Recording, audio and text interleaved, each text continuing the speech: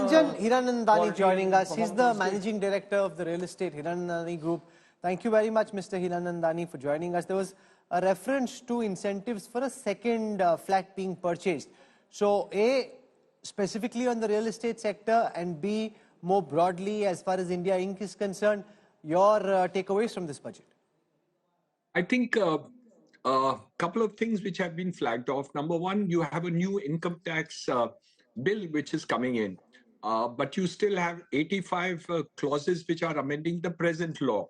So we have to see what the new bill is going to become effective from. Is it going to be effective from this year, or is it going to be for the subsequent year?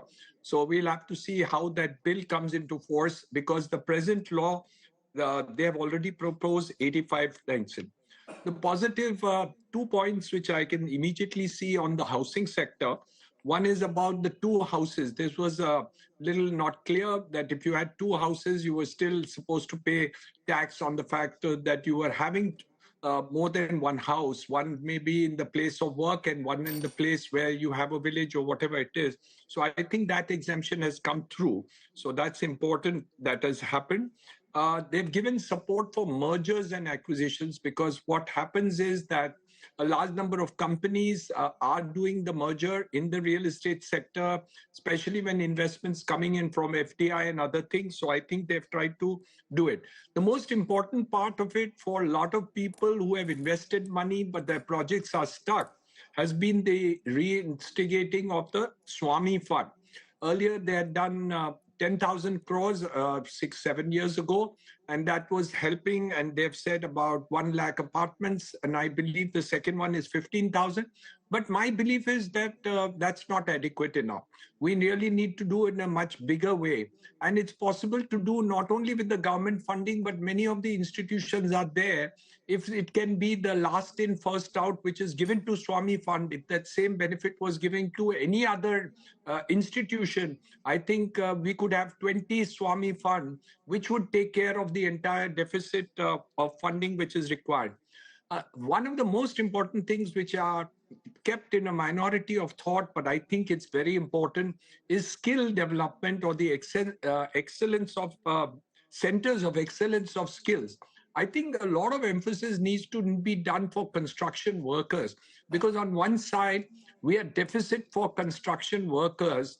L&T just made a statement about, I think, 45 days back, that they are short of 25,000 workers in the skill sector. And we are now talking about plumbers, electrician, labor of that kind. While my own company needs about 500 workers, we are short of skills. So I think on one side, we have unemployment, and if we can increase this.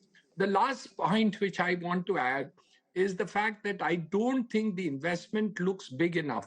Because if you have to go and grow to the target which we have for 2047, we need to grow at least at 8.5 to 9 to maybe double digit.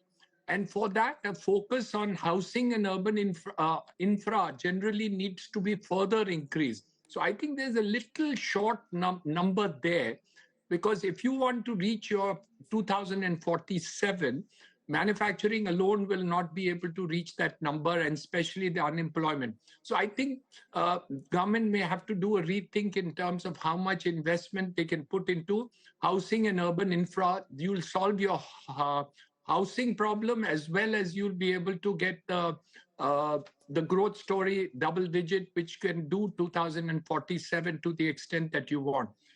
These are the immediate points which are there. Oh, one point. Fiscal consolidation she is focused on, which is a good thing.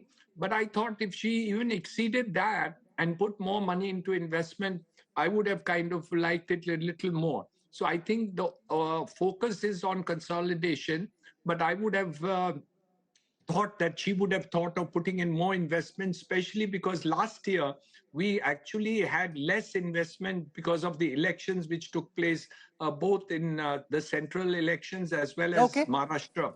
So I think these are the points which I think are flagged off at the first instance. We'll have to see the, the fine print and see what are the 85 clauses which are amended, and then probably come back to you. Mr. Hiranandani, thank you for joining us. We look forward to having you back for more later.